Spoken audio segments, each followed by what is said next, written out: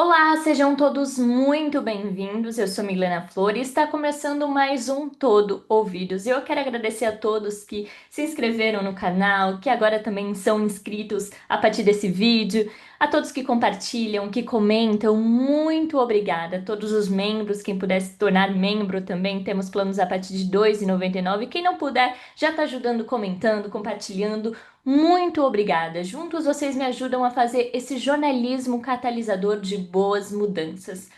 Bom, hoje eu converso com a Jerusa, mãe do Matheus. O Matheus é filho único, muito amado, estudante de engenharia e ele também era um apaixonado por aviação.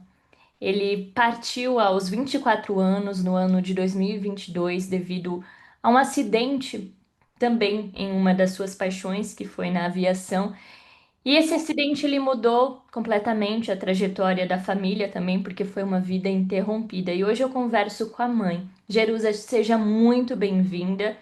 Eu quero que você comece contando como é que o Mateus, né, seu filho único, surgiu na sua vida. Primeiro, eu quero te agradecer, Milena, pelo convite, pelo seu canal que eu já era seguidora e, e muito contribui para a nossa vida, para a vida daquelas pessoas que se identificam com a dor e, ao mesmo tempo, que aprendem muito com cada uma que passa pelo seu programa e com a sua dedicação pelo seu trabalho. Parabéns, tá? É um motivo Obrigada. de muita honra ser entrevistada por você. Muito obrigada. Falar de Mateus e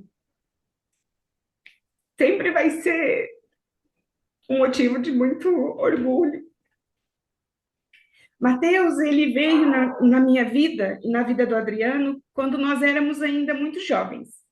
Eu até brinco que nosso namoro foi namoro, noivado e casamento em 6 meses. E já estamos juntos há 29 anos, né? Então foi muito. Eu acredito que foi dessa forma, porque talvez eu não casaria tão fácil. Eu tinha tantos planos, eu, Jerusa. E de repente já casei com o meu pacotinho de amor. Casei em fevereiro e Matheus nasceu em julho de 97. E ele foi um bebê assim muito amado, muito paparicado pela família, pelos tios, pelos meus tios, né? E assim, e nos ensinou muito, porque eu tinha 19 anos e o Adriano tinha 18. Então nós éramos praticamente duas crianças cuidando de uma outra criança. E foi assim que nossa família começou. E foi com o Ele Mateus que foi, você também aprendeu esse amor de mãe, né? Ser mãe, essa vivência. foi. Mateus, ele foi muito mais assim. A gente sempre comenta isso, eu e o Adriano. Nós comentamos que o Mateus, ele sempre nos ensinou. Ele nos ensinou a ser pessoas melhores, ele nos ensinou a sermos pais, ele nos ensinou a amar. Ele era uma. Desde criança, o Mateus foi muito diferente. Eu até hoje eu analiso e eu vejo que ele não era desse mundo realmente, porque a conduta dele, mesmo de pequeno, ele era um menino que tinha, ele era muito seletivo com as amizades. Ele não tinha tantas amizades, mas eles eram umas amizades contínuas e eternas, sabe? E nesse período de ser mãe do Mateus, é, meu sonho, logo antes de eu casar, né, que daí eu conheci o Adriano, eu já trabalhava no escritório de advocacia no interior de Tietê, no interior de Tietê, não, no interior de São Paulo, Tietê. E eu trabalhava no escritório de advocacia, tinha ações de faculdade naquele ano, e o meu patrão era muito bom, inclusive eu tenho maior estima por ele. Como a gente era muito humilde, a minha família é muito humilde, cursar uma faculdade era algo que não estava nos nossos planos e não era comum, mas eu queria. E o doutor Jorge Temer, ele, não sei se pode falar o nome, né? Mas Pode ele não sim, vai quando se é coisa importar. boa, principalmente. Porque ele foi muito querido. E ele disse assim para eu e para uma outra amiga, que também era secretária. Ele disse assim: se as duas passarem na faculdade, eu vou pagar metade da faculdade para vocês. Mas se uma só passar, eu vou pagar integral. E a minha cidade era Tietê, eu teria que estudar a uns 80 quilômetros de distância para a faculdade mais próxima. E eu sempre tive muito medo de acidente, de estrada, mas eu queria. E aí, o que aconteceu? Antes do vestibular, eu engravidei E eu falei, ai, grávida agora piorou fazer faculdade. E eu abortei os meus sonhos de estudo, da minha vida profissional. E ele me acolheu muito bem, foi presente na minha vida. E aí passou o sonho, o Matheus nasceu e eu me dediquei especificamente na minha casa para ele, né? Como se fosse brincar de casinha. E ele era um bebê tão gordinho, Milena. Ele nasceu com 4,250. Foi muito, muito gordinho, um menino muito cor-de-rosinha. E nesse período que eu me dediquei, eu fiquei com o Matheus acho que até uns 9 meses em casa. E aí eu não consegui mais ser dona de casa. Daí eu já quis. Minha mãe e meu pai trabalhavam com transporte escolar. E aí eles me ofereceram para trabalhar junto como tia e futuramente até mesmo com uma van, né? E assim foi. Então, o Matheus, ele também foi criado dentro de uma van. O pai era padeiro, cuidava da padaria que era da família. E assim começou a nossa história. Então, ele era um menino que ia para a escola, que ficava com a minha prima, que era a babá dele, que cuidava dele, depois ia para a van, e lá ia para a escola, da escola já terminava os horários com a gente, então foi muito corrido. E eu sempre sonhei em ter mais filhos, mas Mateus foi meu único amor. Aí acabou acontecendo e a vida não nos proporcionou. Eu falava, eu tenho que ter tempo para cuidar do Mateus, porque só ele já está desse jeito, não para ter um irmãozinho ou uma irmãzinha, né? Tinha que ter mais tempo. Mas daí ele foi crescendo e ele nunca quis irmão. Ele sempre falava, ah, não, eu não preciso de irmão. Eu até brincava com ele há pouco tempo e falava. Aí um dia, ele tinha acho que uns 7 anos, mais ou menos, antes disso, uns 6. Eu fui perguntar se realmente ele não tinha vontade de ter irmãos, porque na minha cabeça eu achava que ele tinha ciúmes de pai e mãe, né? Acho que namorar, alguma coisa assim, mas eu não sabia ainda como eu ia ao assunto com ele, né? Para falar sobre, né, sobre como vêm os filhos ao mundo. E eu comentei, falei assim, e se um dia ele descobrir que independente de vir beber ou não, acontece um namoro, ele pode ficar frustrado, pensava eu, olha só. Mas um dia conversando com ele me vira, com 6 aninhos, ele falou assim para mim, não, mamãe, não é por isso não, o meu tio Hugo já me explicou, eu sei como é feito os bebês, eu nem perguntei os detalhes.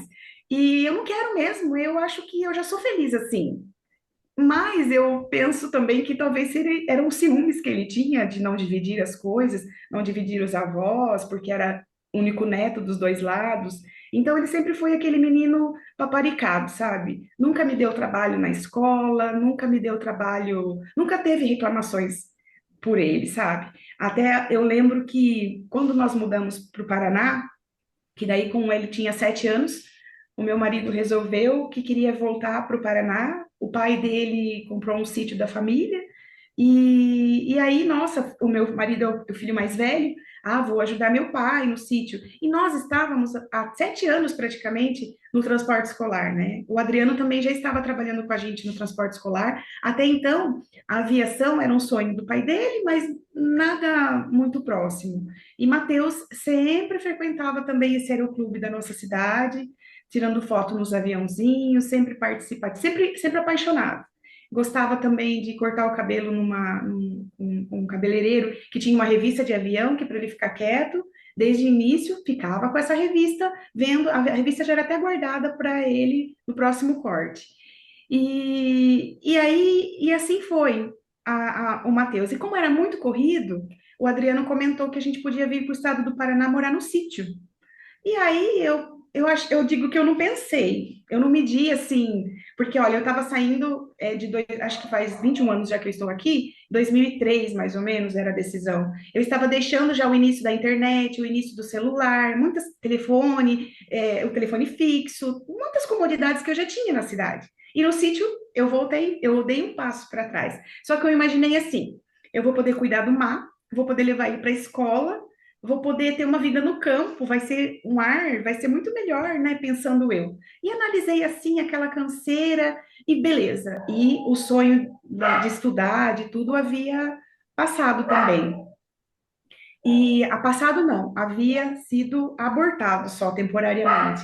E nesse meio tempo, nós viemos para o Paraná, naquele sonho de viver no sítio, o Matheus muito feliz, porque ele já amava as férias, eram passadas aqui, então imagine, né, pé vermelho, brincar na terra, represa para pescar, era tudo uma delícia. Só que na verdade não foi bem assim, né? Por quê? Porque daí eu parei de trabalhar, eu fiquei do lar, e nós passamos por muitas dificuldades também no sítio, né? Com granja de frango, uma vida completamente diferente. As pessoas até tiravam sarro, porque eu vinha toda arrumadinha, sempre gostei de batom, de colar, e lá estava eu, às vezes, no meio dos frangos, de colar de pérola, era onde eu tinha que para ir, então eu ia daquele jeito. E Matheus, muito bonzinho, sempre muito. Nunca cobrou sobre o porquê nós fomos, porquê não fomos, sabe? Sempre era um menino que nunca quis dar trabalho, ele sempre foi um menino que ele aceitava, ele era. Tanto para você ter uma ideia, que quando, no primeiro dia de aula que nós mudamos no Paraná, ele ia para a primeira série. E geralmente primeira série é pequeno. No que eu levei ele para a escola, fomos para descer, ele, não, mãe, não precisa descer comigo, eu vou sozinho, eu não quero que você me acompanhe. E eu fiquei pensando, eu não ia fazer isso porque, né, primeira vez não conhecia ninguém, não conhecia os professores, e nem queria que a mãe acompanhasse. Não, não, pode deixar que eu vou sozinho. E assim foi, sabe? Olha, eu pedi para minha mãe prender os cachorros. Não se preocupe. E, e aí a gente veio e assim ele era, ele super independente. E essa professora dessa escola, eu lembro que uma vez, na primeira série, ela me mandou um recado, dizendo que não era para eu deixar o Matheus ir com os lápis diferentes dele, porque ele acabava atrapalhando os demais alunos. E aí ela foi me explicar, que ela falou assim, ele pode ser relapso, alguma coisa assim, eu nem sabia o que era isso. E aí eu fui entender que era porque eu era aquele tipo de mãe que vai no mercado, vai em algum lugar, vê alguma coisinha diferente, compra. Mas não era coisa de valor, era coisa simples. Mas aí tinha um lápis comprido que virava mola, e essas coisas, o que eu fui descobrir? Mateus era um menino que aprendia muito rápido. E daí, como ele aprendia muito rápido, ele já tinha visto a lição, aí ele ficava brincando no mundo dele, entendeu? E aí isso acabava atrapalhando os demais alunos, que talvez que tinham um outro sistema de aprendizado, né? E aí eu lembro que daí a gente cortou, foi só com o básico, e assim nós fomos, e assim foi indo nossa vida. E no decorrer desse tempo, o Matheus, ele seguiu, né, na escola pública ainda nesse distrito de Congonhas, e depois a gente foi melhorando um pouco as condições, ele foi estudar numa escola particular, em Cornélio Procópio. Isso ele estudou até uns 12 anos, né, terminou o terceiro, na verdade era a oitava série ainda. E esse era meu Matheus. E nesse meio tempo, eu não sei, o meu marido resolveu que queria o sonho da aviação. E a aviação era a instrução, se formar a primeira fase de piloto privado, seria na cidade onde nós morávamos. E na minha cabeça eu falava: meu Deus, você nos trouxe para perto da sua família, longe da minha, e agora você quer ficar indo nessa ponte aérea para fazer aula, para estudar. E ele: não, é meu sonho. E ficava lá no sítio olhando os aviões passar. E nesse meio tempo, Matheus sempre apoiou o pai dele e ele começou a estudar. E aí começou a surgir a aviação na nossa vida. E aí o Eu pai, não ele sei, tinha quantos anos, o Matheus? Por volta de 12, quando o pai começou a estudar aviação? 12 anos, isso. Foi mais ou menos, acho que uns 11, uns 10, 11 anos. E Foi quando logo, que, acho que 4 anos, praticamente uns 4 anos após, 11 anos, após nós estarmos aqui, o pai começou a estudar. e quando que Tanto ele é que começou a trabalhar de fato com aviação? não, na verdade, ele começou a trabalhar de fato de aviação no ano mais ou menos de 2023, não, 2020, Uhum. 2021, que ele começou a trabalhar de fato na aviação. Por quê? Porque até então era muitas horas para formar ao que ele queria. Então, há o passo do piloto privado, depois o piloto comercial, depois o piloto agrícola. Para ser o piloto agrícola, tem que ter muitas horas de voo, né? Tem que solar, porque é uma profissão mais perigosa, até mesmo os comandos mudam. O piloto privado, qualquer pessoa já pode ser para dirigir o seu avião particular e ter esse tipo de coisa. Até é avião, não é helicóptero. E aí são os pilotos privados. Depois foi a parte de fazer o comercial. O comercial já poder entrar em alguma empresa, em alguma assim. Só que esse não era o sonho do Adriano. Ele sempre quis a agricultura, a aviação agrícola. E nesse meio tempo, ele também, o que ele fez? Ele trabalhou muito para outras pessoas, como a função que o Matheus estava trabalhando quando aconteceu o acidente, é chamado os badecos, os que ficam de auxiliar de pista.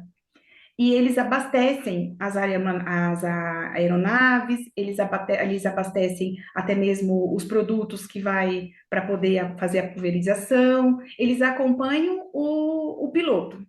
E o Adriano percorreu muito tempo. Ele ficou no Rio Grande do Sul, ele ficou no Mato Grosso, e ele passava temporadas, ele trabalhava e depois ele voltava. E nós ficávamos aqui no Paraná.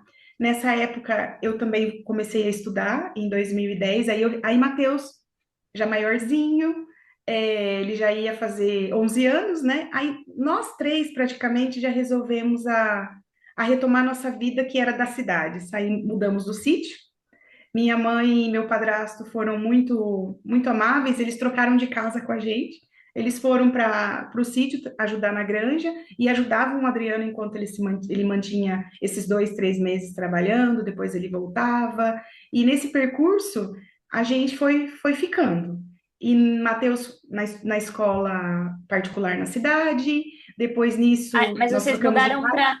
para mais ao centro do Paraná mesmo? Ou voltaram para São É, Paulo?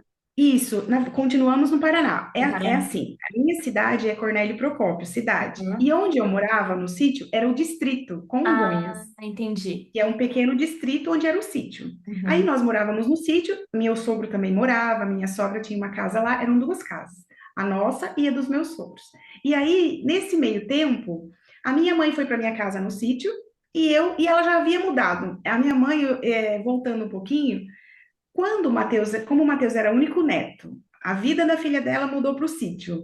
Ela também, eles acabaram vendendo o transporte escolar e mudaram para o Paraná. Só que daí eles mudaram na cidade, porque não tinha casa para todo mundo no sítio. E aí era na cidade de Cornélio Procópio, onde minha mãe morava. E devido à alergia que eu acabei desenvolvendo da granja, e queria estudar e tudo aquilo, a minha mãe acabou trocando de casa com a gente. Minha mãe veio para Cornélio, perto, mais próximo.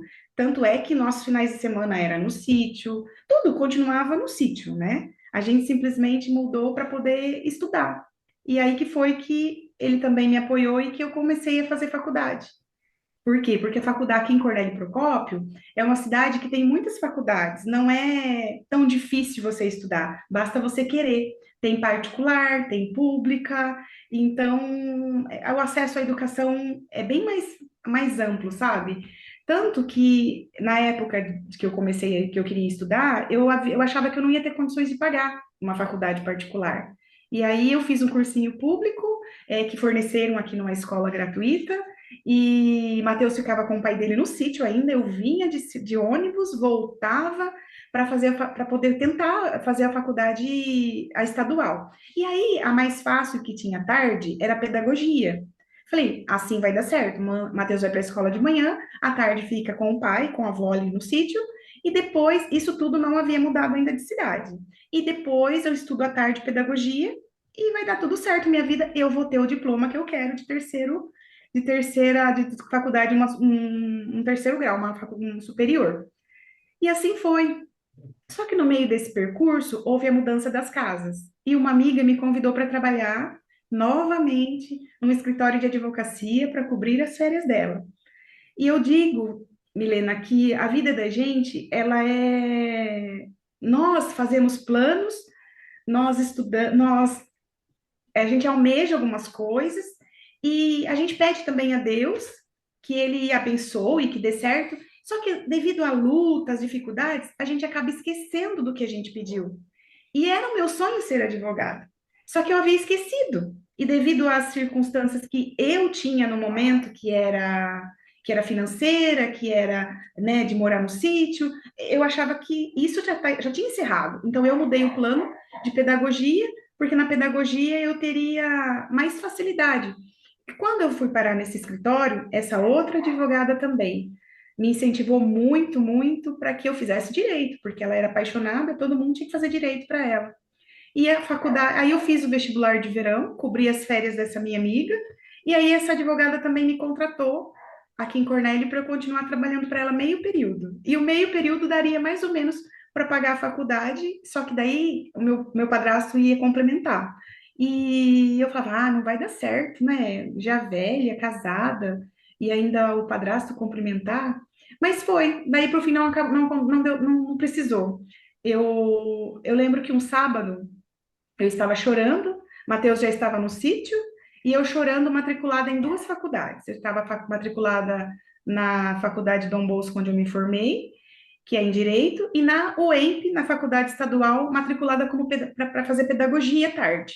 E eu chorando, porque eu não sabia qual era a decisão que eu devia tomar. E naquele dia eu lembro que eu dobrei meus joelhos e eu pedi para Deus, falei, e agora? Eu não quero começar uma faculdade, não ter dinheiro para pagar ou parar, porque eu já tinha 35 anos, e aí não tinha mais tempo de errar, né? E o Adriano nessa vida, estudando, gastando nossas economias para se formar, ó, foi doloroso. E aí o Senhor lembrou no meu coração, Jerusa, você me pediu há tanto tempo atrás que você queria fazer direito. Saiba que eu não esqueci dos teus sonhos, você esqueceu, mas eu não.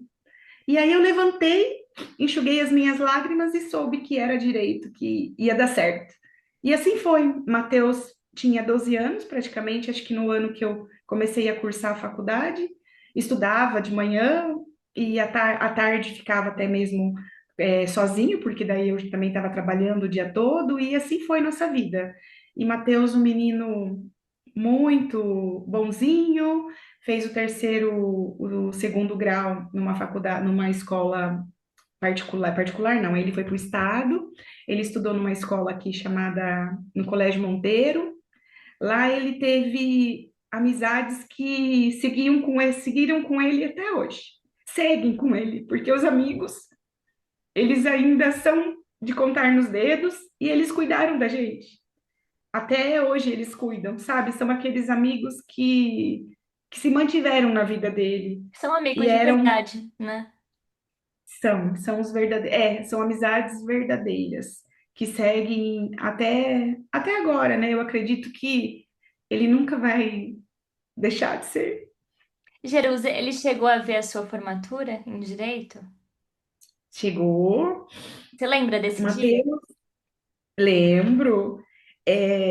A formatura foi. Eu era, como eu sempre disse para, comento com você, eu sempre resolvi que eu não tinha muito tempo para perder. Uhum. Minha formatura foi no dia 14 de março de 2015 e Mateus, e no dia 15 foi a prova da ordem.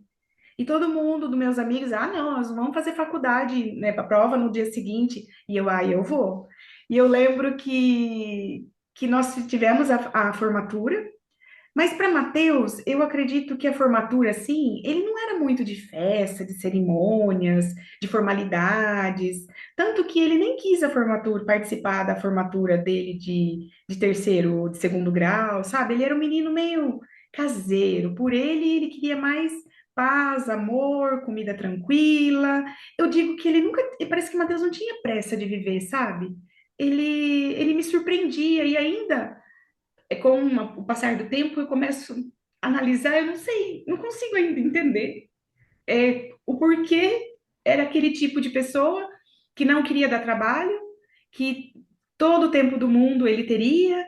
E aí, na formatura, fiz ele usar terno, eu lembro que alugou um terno, sapato, todo feliz, né? Mas eu acredito que a maior alegria dele foi no meu juramento, quando foi que a mãe dele realmente foi juramentada e realmente intitulada advogada. Eu lembro que os olhinhos dele sempre brilharam, porque era um reconhecimento dele também, de saber que os pais não desistiram dos sonhos, sabe?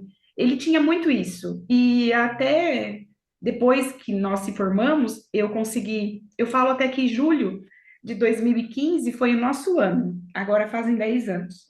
Porque Matheus entrou na faculdade, na UTF, Paraná, eu fiz o meu juramento e o Adriano solou no Agrícola. Então, assim, nossa, os três, era como se nós estivéssemos conquistando o sonho da nossa vida, com os caminhos encaminhados. E aí tudo começou. Daí eu comecei a advogar, Matheus sempre me ajudando também com o serviço da casa, com tudo. E é claro, gostava de jogar videogame, né? E sempre ali com o videogame, na internet. Eu lembro que uma vez eu cheguei em casa, porque imagina, eu trabalhava o dia todo, depois eu chegava. Sorte que aqui tudo é muito perto. Tanto é que a faculdade era na rua de trás da minha casa, então era muito, muito fácil, né? E por mais que chegava às 6h30 do trabalho, 6h15, já. E aí eu lembro um dia que eu cheguei e ele demorou para, acho que me ajudar a abrir o portão, e estava com a compra do mercado, sabe aqueles congelados para fazer alguma coisa para comer? E ele demorou para abrir porque acho que tem a série de jogo e aí não podia parar, né? E eu fiquei muito revoltada, eu achei aquilo um descaso e estressada. Hoje eu vejo, né, que eu não devia, tanto é que eu não agi certo, veja bem. Aí eu catei e falei, não, você vai ficar de castigo. E eu lembro que eu peguei o roteador da internet, coloquei na bolsa e desci para a faculdade com aquelas abinhas do roteador na bolsa, e ele de castigo e tal. E ele nunca retrucou, sabe? Sempre, como quem diz, ela tá no direito dela, ela é minha mãe, sabe? E aí, meu amigo da faculdade chegou e falou: O que que é isso, Jerusa? É o Givaldo. Eu disse assim para ele: Ah, Matheus aprontou e não sei o quê, não sei o quê. Ele falou: Não, você está errada. Você está completamente errada. Você deixou seu filho sem internet, você deixou ele lá. O pai dele vai chegar só 8h30 da noite. E essa atitude sua não foi certa. Você vai. Eu falei: Mas eu tenho que responder chamada, eu não vou voltar lá devolver o roteador. Ele disse: Não, você vai voltar, eu respondo por você. Aí minha amiga também. Ah, não, pode deixar, a gente responde para você. Aí eu voltei para casa, devolvi o roteador, conversei com ele que a minha atitude não tinha sido certa, que a dele também não tinha, e que eu não ia mais repetir daquela forma. E naquele dia, eu lembro que eu consegui contar para ele o porquê do meu nervoso, que eu havia, né, que eu tinha prova de tudo. E aí eu lembro que os olhinhos dele brilharam. E eu sei que ele gostou dessa atitude, que talvez não fosse minha, foi uma atitude orientada por pessoas mais velhas, inclusive, que me ensinaram naquele momento que não era daquela forma que eu ia ter o meu amigo, né?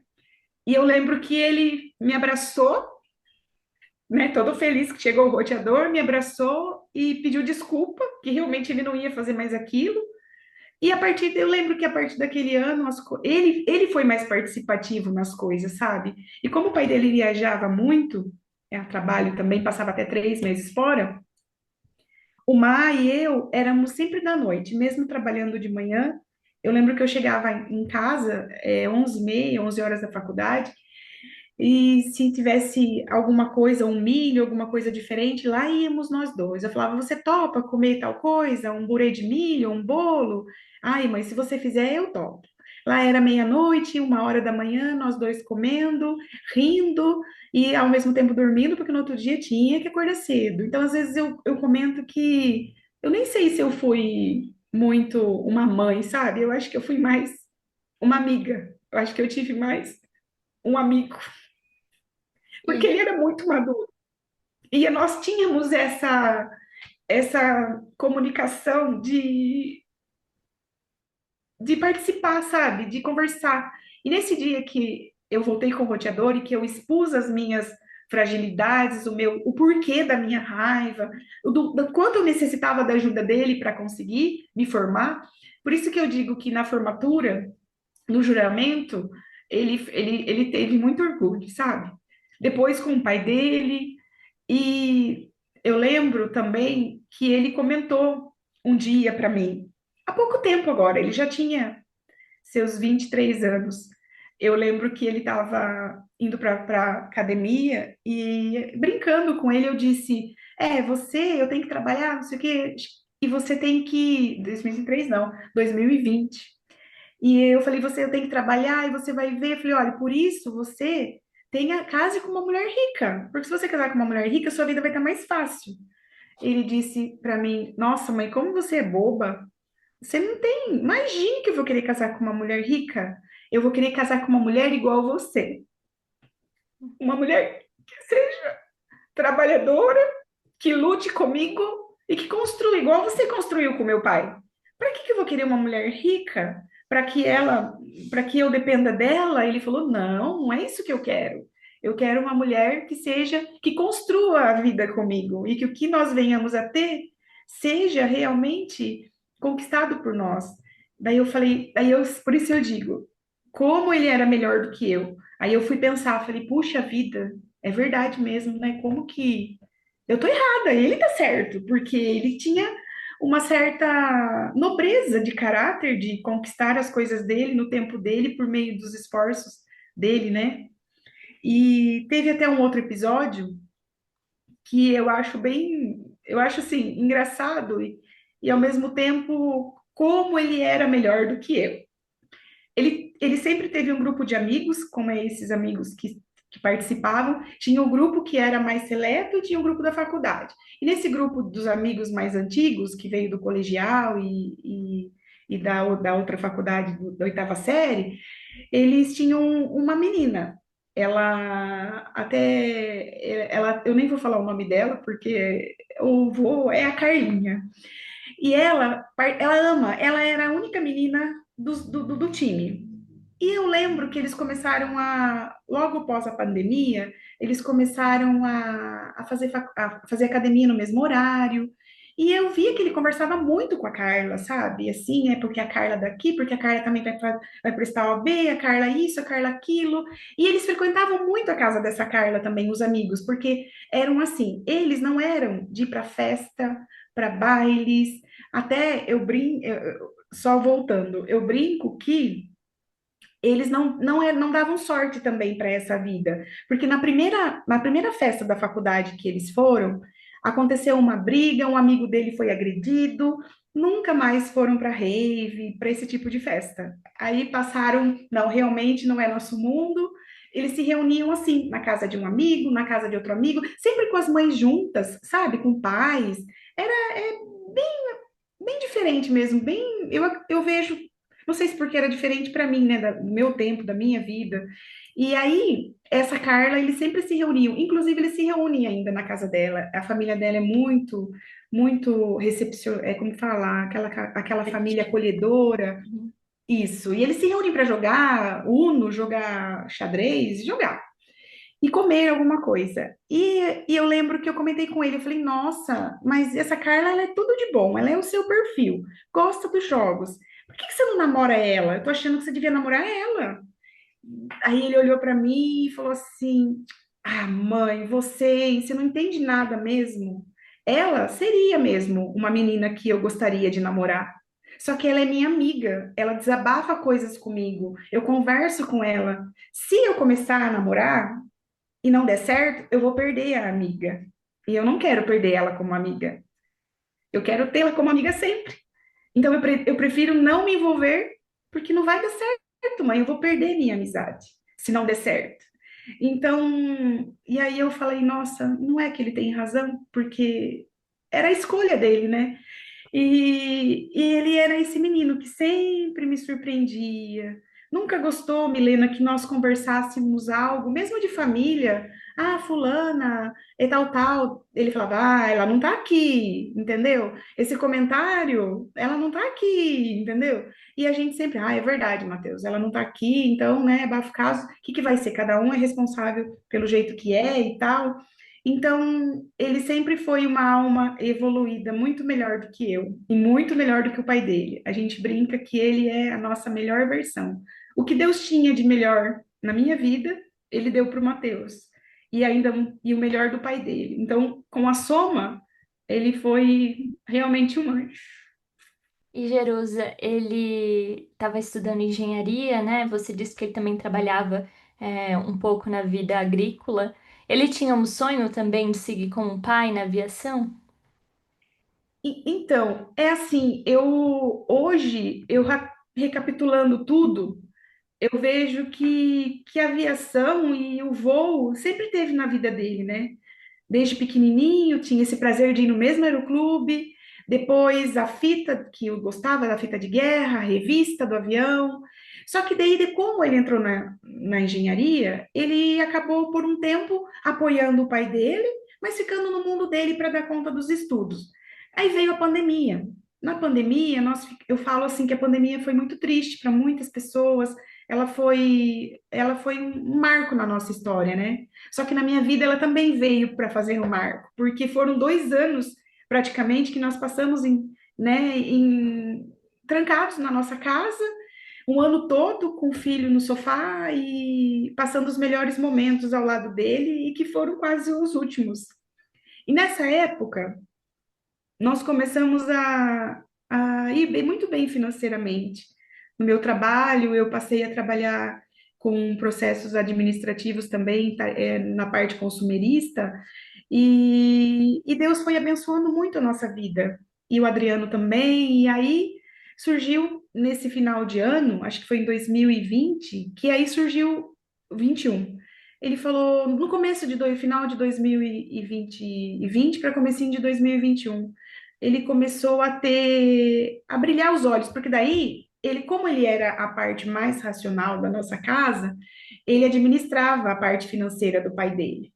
Então, ele era o cabeça, sabe? Aí eles também começaram a se aventurar um pouquinho em bolsa de valores, o Mar começou a estudar, e aí, como ele fazia toda a planilha e tal, ele começou a se interessar pela aviação. E aí ele decidiu que ele queria também seguir, ele queria ser piloto. Falei, ai meu Deus, mais um. E eu lembro que assim foi. O pai dele começou, apoiou, e ele começou a estudar. Aí no ano de 2021, ele fez o piloto privado, fez a prova teórica e começou. E aí veio uma oportunidade de nós comprarmos um avião agrícola para que o pai trabalhasse, para que eles trabalhassem. E na cabeça dele, ele já imaginou que seria o avião dele, que seria para ele, tanto é que ficou no nome dele, e, e seguir essa carreira. Ele falou: Nossa, até tem uma família muito querida aqui, que tem a empresa até hoje, uma empresa muito bem sucedida na aviação. E eles eram parte da nossa família, e eles sempre nos apoiaram. E ele se espelhava no piloto Leonardo. O Léo é muito novo e já tinha as coisas dele, o patrimônio, a aviação, a família dele. Até eu sei que esse Leonardo ainda tem muitas coisas para contar para mim da última viagem dos dois. Voltando só para que eu não me perca.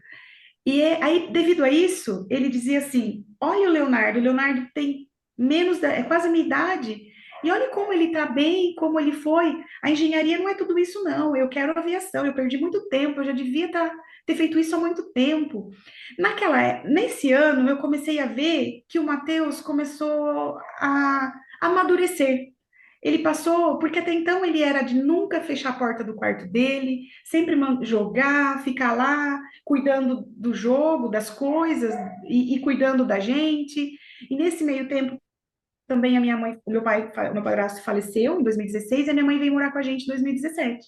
Então, minha mãe sempre morando juntos, ele sempre cuidando da avó e aquele menino muito caseiro. E aí, de repente, ele começou a sonhar, sabe? A sonhar, a conquistar as coisas dele, sonhar com a profissão dele, sonhar com a aviação.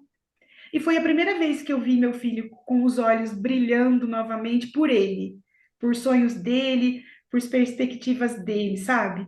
E aí eu apoiei. Eu apoiei, eu falei, é isso que você quer? E nós começamos a apoiá-lo. E aí ele começou a estudar, a ler tudo e a acompanhar o pai no hangar dessa empresa. E lá ele foi amadurecendo, só que foi tudo muito rápido. Em 2021, teve o acidente daquela cantora famosa, que caiu A e Marília aconteceu Mendonça. aquela fatalidade. Isso, da Marília Mendonça. Eu lembro que foi 5 de novembro, e nós estávamos prestes a comprar o nosso avião. E aí o coração de mãe, né, já veio, já falei, ai, eu lembro, Mateus, é muito perigoso isso, não é melhor você seguir outro caminho? Já tem um, né, agora vocês dois vão estar envolvidos nisso, e eu, né? Aí ele falou, ai, mãe, é verdade. E ele sempre tinha a mania de bater os pezinhos no sofá, e sempre no celular, e bater no pezinho, pensando. E eu lembro que ele me disse assim, olha, eu cheguei à conclusão de que nós corremos risco em qualquer lugar, mãe. A gente corre o risco, até dentro de casa nós não estamos seguros para quando a gente tem que partir, a gente vai. E aí eu fiquei, daí logo depois também teve uma coisa que me chamou a atenção, que uma pessoa foi atropelada na calçada e veio a óbito.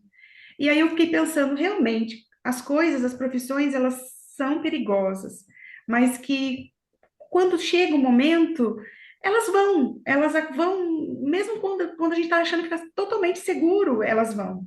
É uma coisa. E aí vem o cis da vida, né? Se não tivesse feito isso. E esse é uma outra parte que também eu gostaria depois de falar do luto, porque é o que fica na cabeça da gente, né? E ele me respondeu isso, que nós estávamos, que havia risco em qualquer lugar. E aí, aquela fala dele, e eu sempre uma mulher também temente a Deus, de oração, eu senti paz no meu coração. Eu disse: não, eu não vou poder ficar impedindo os sonhos dele, do pai, pelo meu medo. Seja o que Deus quiser, está nas mãos do Senhor e ele vai cuidar. E assim foi. Compraram um avião e começaram já a trabalhar. Mateus já estava trabalhando, já fazia uns meses, e ele foi fazer todo o curso para ser executor de pista, para ser executor de pista, mas é o famoso badeco, para poder trabalhar abastecendo os aviões. E eu comecei a ver naqueles meses o meu filho, um homem dedicado ao trabalho, aquele menino que só estudava, que jogava videogame, que tinha uma vida tranquila, se tornou responsável, acordando de madrugada, fazendo os planos de voo, sabe? Eu vi assim aquele entusiasmo de vida, de viver, de conquistar, ele tinha muitos sonhos. E assim foi os últimos dias da vida de Mateus e do pai dele. Eles se davam tão bem, pareciam realmente dois amigos, e o Matheus ainda sempre o cabeça, é, executando os planos de voo, porque tem uma certa parte que não é só a parte do voo, né? Ela tem o GPS, onde tem que programar para pintar todas as áreas onde vão ser pulverizadas. É algo bem mais complexo do que a gente imagina, sabe? E eles foram, e eles estavam trabalhando na cidade de Uchoa, mas mais na cidade mesmo, eles estavam com uma casa alugada e morando já desde novembro em Catanduva, São Paulo. E lá eles estavam trabalhando. E nisso eu passei o Natal de 2021 sem o Mateus e sem o pai, né? Porque eles estavam trabalhando. E o meu filho passando o Natal comendo só pizza, porque não havia nada para comprar, com ceia de Natal, com nada, mas feliz, mandando foto, tirando sarro, me perturbando.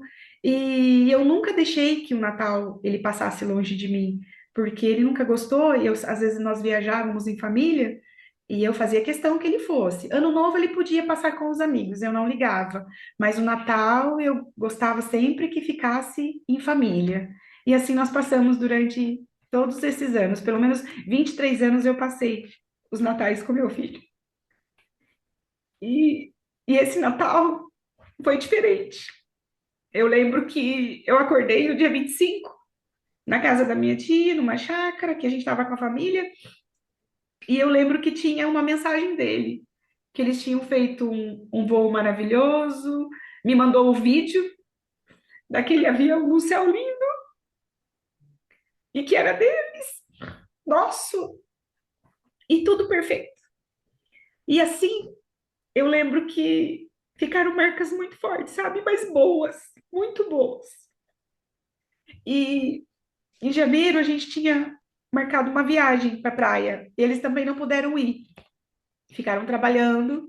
E eu fui com a minha mãe, junto com as minhas primas e tia, né?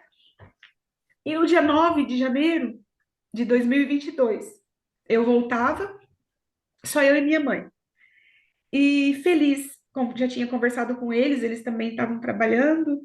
E nesse dia eu lembro que eu fiquei pensando assim: nossa, minha vida tá tão boa, tá tudo tão perfeito. O que mais eu posso querer dessa vida? Eu vou começar a trabalhar no projeto que eu sempre quis com vítimas de Maria da Penha, né, montar algum projeto junto com a Ordem dos Advogados.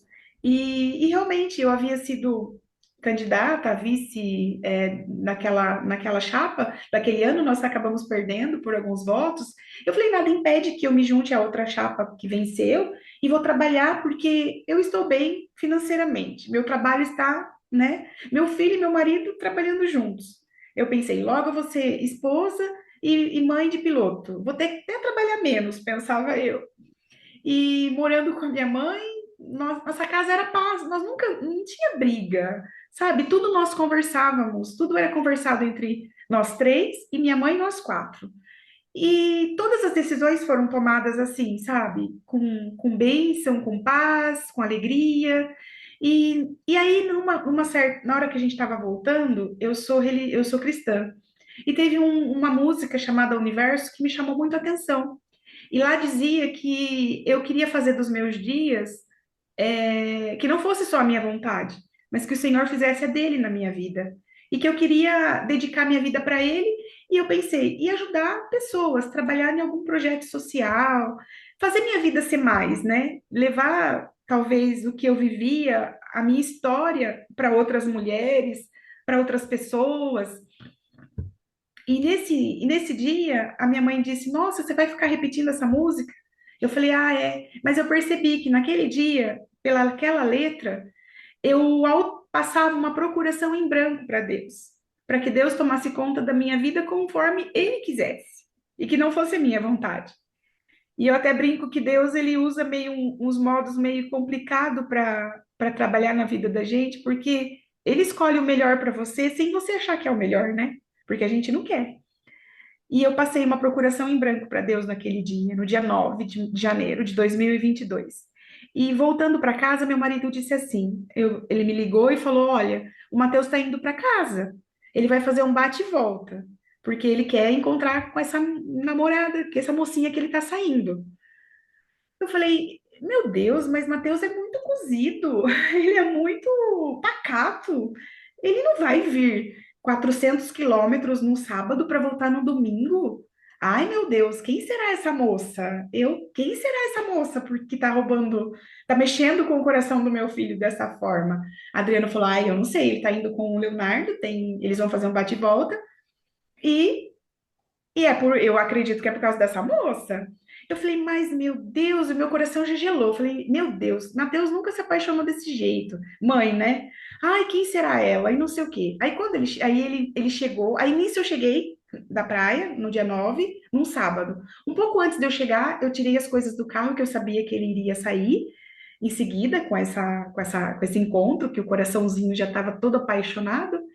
E assim foi. Daí ele chegou tudo, todo feliz, rapidinho, tomou um banho, pediu que eu ajudasse a escolher uma camiseta, fez a barba. Eu lembro que ainda, olha para você ver como nós tínhamos uma liberdade. Eu estava tomando banho, né, no box e ele entrou. Ai, mãe, eu vou entrar aqui rapidinho porque eu já tenho que sair, não sei o quê. Mas será que eu tô cheiroso e não sei o quê? Eu falei, não, tá, tô sentindo daqui, não sei o quê. E ele saiu para encontrar com a moça, eu nem sabia o nome. E ele disse para mim: Eu não vou contar nada para você, porque você é muito investigativa. Eu mal conto alguma coisa, você descobre família, CPF, RG, e nem sei se vai dar certo, mãe. Se der certo, eu te conto. E aí eu fiquei naquele dia, vendo o Matheus sair para o encontro, feliz com o trabalho, um homem lindo, acho que tem 1,82 de altura, corpo atlético, pesava tudo que comia, vida. Nunca falou de morte, sempre vida. E foi. Eu lembro que eu fiquei na janela vendo o carro ir e abençoando ele e vendo como meu filho estava feliz que essa moça fosse uma moça boa para cuidar do meu filho, né? E aí eu vi que eu pensei assim, nossa, eu vou ter que comprar mais roupas para o meu filho, que agora ele vai começar a namorar. Matheus só tem roupa de academia, só tem chinelo, tênis, nunca ligou para nada. E fiquei pensando, e naquela madrugada ele voltou, já era um pouco tarde, e eu não me aguentei, mas mandei uma mensagem. Aí ele respondeu, disse que logo vinha para casa e que estava tudo bem, como quem disse, não me enche o saco. E eu falei, tá, eu entendi. Falei, não, eu tenho que mudar, ele tá adulto, crescendo, é a vida dele, meu filho virou, seguiu, voou, pensava eu, né? E aí ele chegou no dia 10. E aí, no dia 10 no domingo, foi o último dia que eu vi Mateus. Mateus acordou, ele estava com febre. E ele me acordou e me disse: Mãe, você tem algum remédio? Eu não achei. Um remédio que eu acho que eu tô com febre. E aí eu levantei, dei o remédio para ele, a gente voltou a dormir. Ele dormiu acho que até umas meio de meia, uma hora. E passamos o domingo juntos. Nesse dia, o meu sogro veio, que a minha sogra passou na minha casa, que não era muito comum eles fazerem isso assim aleatoriamente. E nesse dia, o Matheus, mesmo com o nariz escorrendo, com febre, e ainda nós não tínhamos acabado 100% a fase do Covid. E o Matheus jamais faria aquilo. E com, né, tendo passado a febre, mas mesmo assim, ele beijou a cabeça do avô dele e abraçou a avó dele, se despediu e conversando, ele disse assim para o avô, né? Ele falou, vô, eu tô tão feliz nessa empresa, eu tô tão feliz com o nosso trabalho, a gente tem tanto para crescer, eu quero fazer tão bem feito, eu quero deixar a nossa história, porque eu estou registrado na empresa como mecânico de aeronaves. Já sou engenheiro elétrico, eletricista e piloto de avião. Eu vou conseguir qualquer trabalho vai ficar mais fácil para eu conseguir. Então eu acredito, vô, que eu não vou ficar nessa empresa por muito tempo. Porque um dia minha tia orou para mim e me disse que Deus ia me levar para muito longe. E sendo esse longe, eu acredito que não vai ser nessa empresa, que eu vou para outro. Ele achou que era para outro país, e eu também achei. Quando, em novembro, a minha tia havia orado pela gente, numa despedida dessa de casa, ela disse que Deus mostrava a ela que o coração do Mateus era muito puro, que Deus achava graça no coração dele, só que Deus ia o levar para longe, e que era muito, muito longe. E que eu, mãe, sentiria muita, muita saudade. E que eu iria chorar de saudades. Daí, durante aquela oração assim, quando ela disse isso, eu pensei no meu coração. Até parece que eu vou sentir essa saudade. Eu, imagine, meu filho vai estar. Ele quer realmente ou um mestrado, ou trabalhar fora. Era o plano dele já fazer, ir para a Alemanha. Eu não lembro direito onde era a cidade que ele tinha projetos. E eu falei, pensei assim, até parece que eu vou chorar tanto dessa forma. Tem internet, tem WhatsApp, tem Facebook. Pensei, eu, Jerusa, do jeito, vendo que eu precisar, se meu filho ficar morando fora do país, eu vou atrás. Daria o meu jeito. E até então eu tinha o controle da minha vida nas minhas mãos. E ele feliz, achou também que era realmente uma promessa, porque ele tinha visto na nossa vida que Deus cuidou, que Deus prosperou, que Deus nos honrou, que os pais dele foram fiel a Deus e colheram frutos bons. Ele tinha essa experiência, ele era um menino temente a Deus, sabe? E ele falou tudo isso naquele dia pro avô dele. Eu lembro até hoje que ele colocou os pés no portão assim, grudou assim no portão, ele levou os olhos dele para o céu, como se ele imaginasse a vida dele indo além, mas além com os olhos terrenos. E o avô dele, né, comentaram algumas coisas sobre o trabalho, sobre combustível, e os avós foram embora, e se aproximando do horário dele ir embora, às 4 horas, ele voltou um pouquinho a febre dele. Aí ele falou: Ah, mãe, pode deixar, eu tomo alguma coisa lá. E a mãe, né? Não, toma isso, não para no posto, porque você não sabe se pode ser Covid e não sei o que e tal e tal. Ele, não, tá bom, tá bom. No que ele foi saindo, eu, peraí, põe uma máscara, porque você vai ficar no carro junto com o Leonardo, e toma uma água. Ele não precisa. Eu corri para dentro de casa, me buscar uma garrafinha d'água e levei para ele.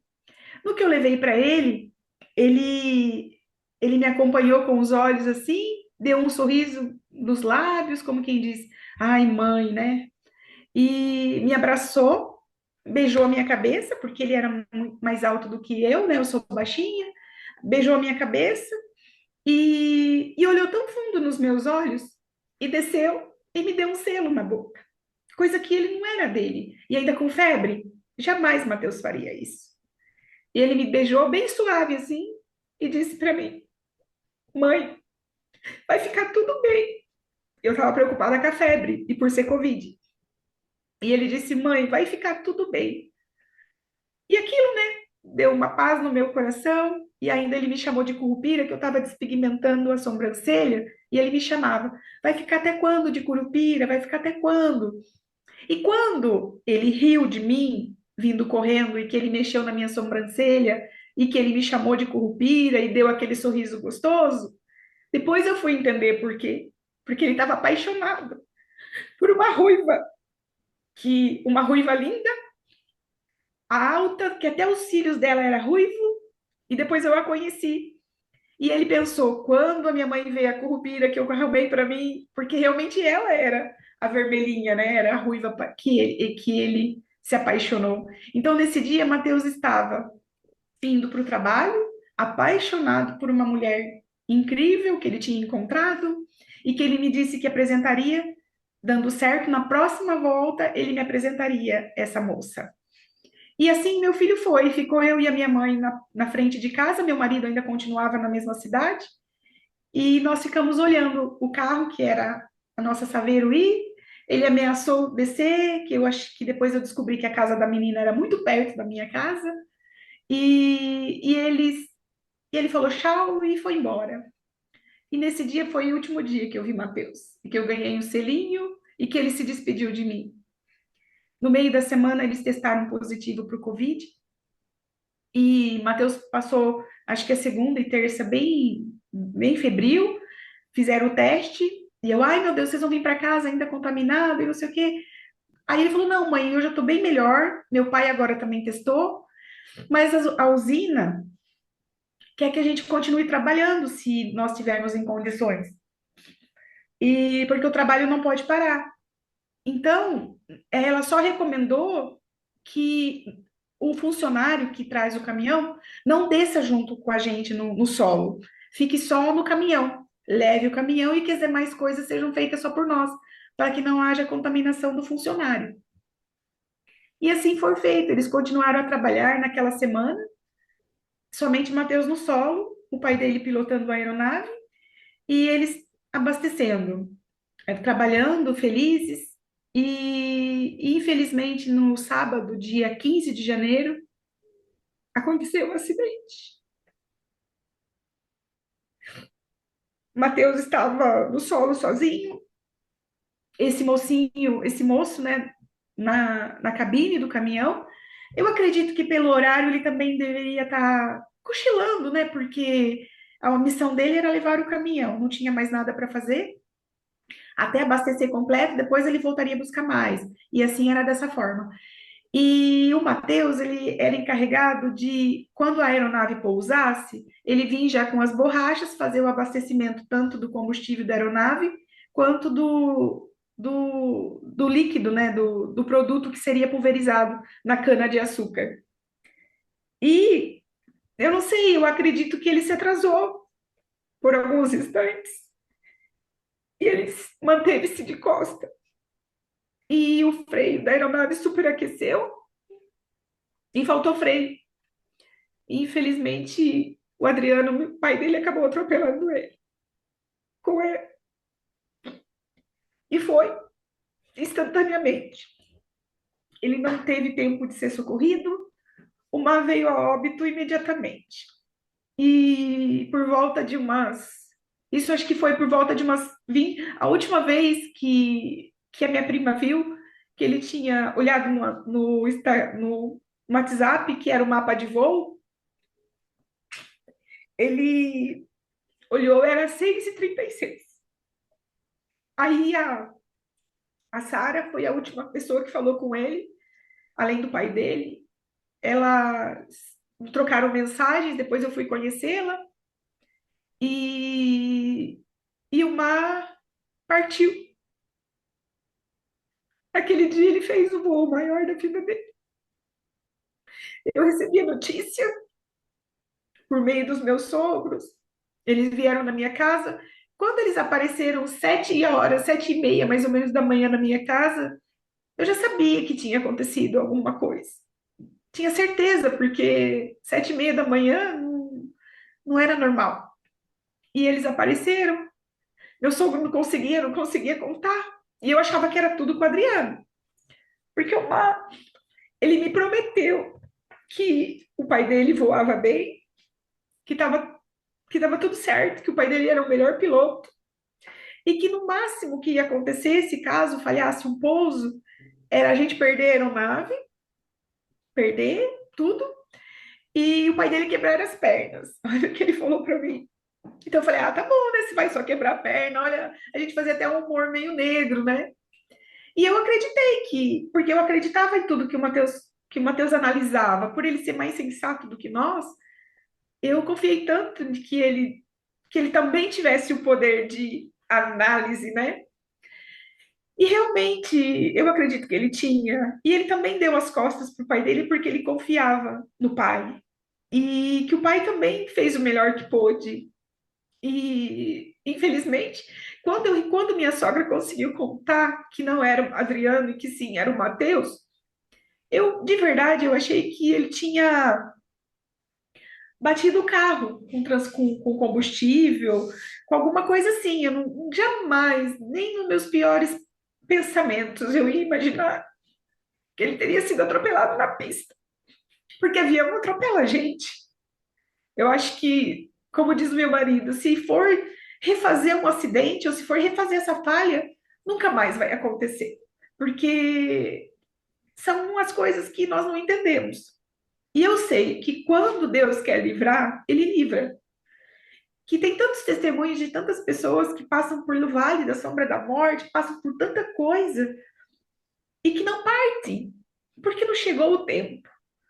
E essa é a minha fé, sabe? E E quando eu recebi aquela notícia, como é que ficou seu marido também naquele momento? então, quando eu recebi aquela notícia, o meu maior desespero era de saber como ele estava e que alguém fosse buscar ele. Eu queria que alguém abraçasse ele da minha família. Eu fiquei apavorada. Eu parece até que eu esqueci, porque eu até falo assim, eu nem orei para que Deus ressuscitasse meu filho, não me desesperei. Eu disse assim, minha mãe conta que eu disse assim: todas as coisas cooperam para o bem daqueles que amam a Deus. E me jogava no chão e aquele desespero que fossem buscar o Adriano. E a gente está muito longe. Eu a 400 quilômetros, a empresa a 400 quilômetros, a minha família no estado de São Paulo, mesmo no estado de São Paulo, estava a 300 quilômetros. E como ficaria ele lá, né? Eu não sei os detalhes assim de como ele ficou, de como foi, quem cuidou dele. Eu nunca quis saber, sabe? Eu não consegui saber esses detalhes. Mas nesse desespero que fossem buscar ele, o irmão dele estava próximo, a 25 quilômetros dessa cidade. E rapidinho ele já conseguiu chegar e dar o amparo que o irmão precisava, né? Até a perícia, até tudo. A pior dor de uma mãe nessa hora, depois que meu esposo já estava parado, aí ele foi falar comigo, acho que por volta quase da meio-dia, quando eles saíram, acho que dos trâmites da perícia, de tudo, que o Adriano me ligou. E foi muito triste, porque ele disse, Gê, eu matei o Mar. Aí eu disse, não, não quero que você pense assim. Aconteceu, né? Não quero que você repita mais isso para mim. E aí começamos a conversar sobre os preparativos de como nós traríamos o corpo, como seria. E aí são coisas assim horríveis, sabe? Porque o que mais me doía, sabendo que o Adriano já estava com o irmão, já passaram na casa para pegar as coisas para vir embora. É, o que mais me doía era saber que meu filho estava numa pista, que eu não sei de que jeito, e que ele estava no sol, né? Ele nunca gostou de sol. Ele sempre foi muito branquelo, passava muito protetor solar, e ele nunca gostou de sol e nem saber que seu filho está lá sem você poder fazer nada, imóvel, esperando pessoas virem buscar. Essa é a parte mais difícil. Lógico, a saudade. Mas todo esse passo que um pai e uma mãe passam é muito difícil.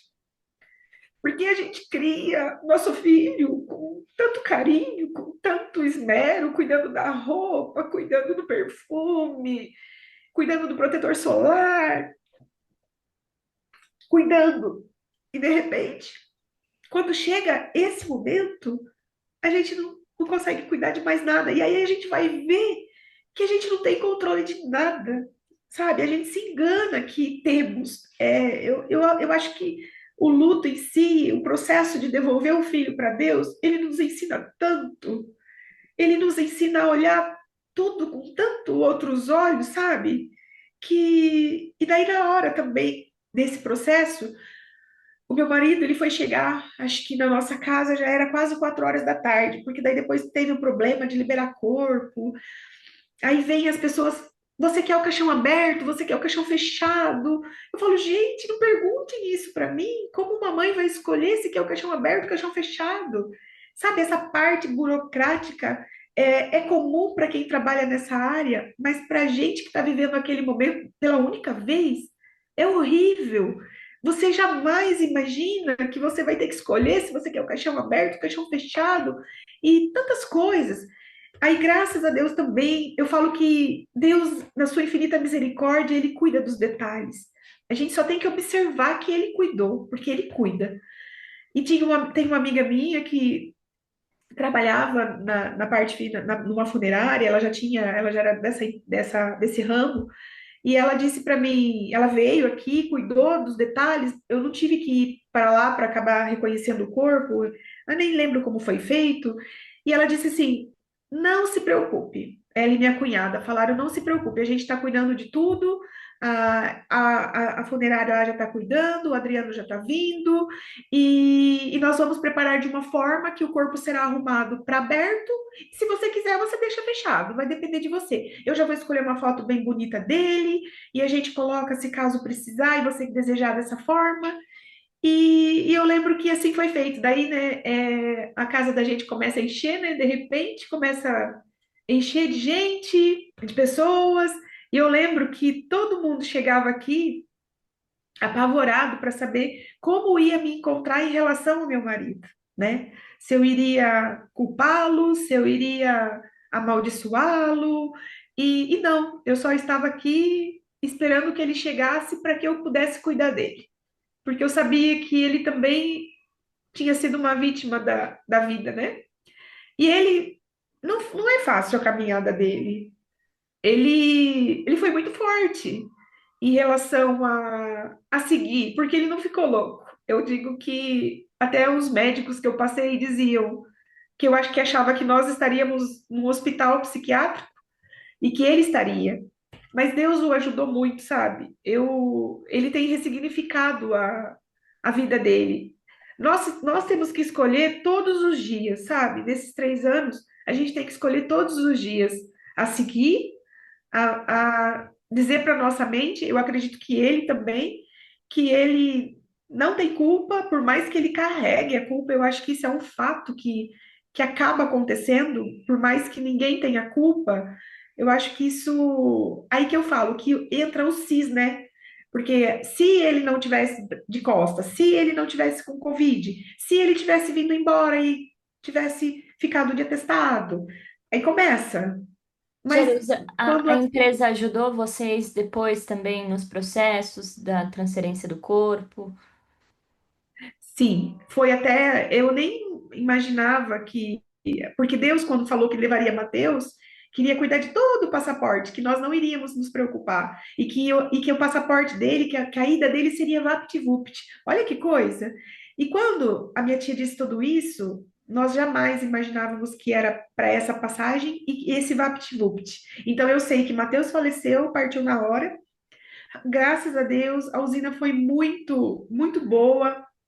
Ela pagou todas as despesas de translado. Ela deu um caixão maravilhoso para o meu filho.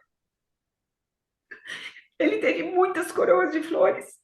Eu não lembro, mas me disseram que ele estava de camisa branca, com um adornamento assim no caixão com rosas. Tipo, ele foi muito bem cuidado. Só que eu lembro que quando ele chegou no outro dia, no dia 16, num domingo, e a minha amiga combinou que seria o primeiro momento para a família e depois abriria ao público. E eu lembro que quando eu vi aquela cena, a hora que a gente foi descer do carro dos meus primos, o meu marido me falou assim: Gê, não é Mateus que está lá. Mateus já não está mais lá. Mateus já partiu. Lá é só um corpo.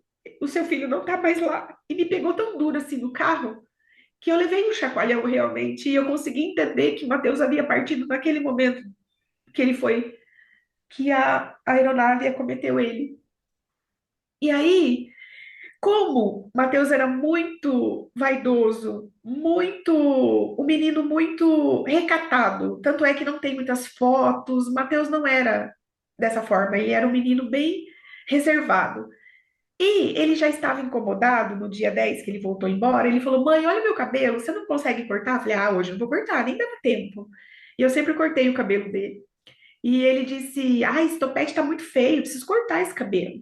E eu lembro dessa cena, do cabelo dele, um topete muito feio. Só lembro disso.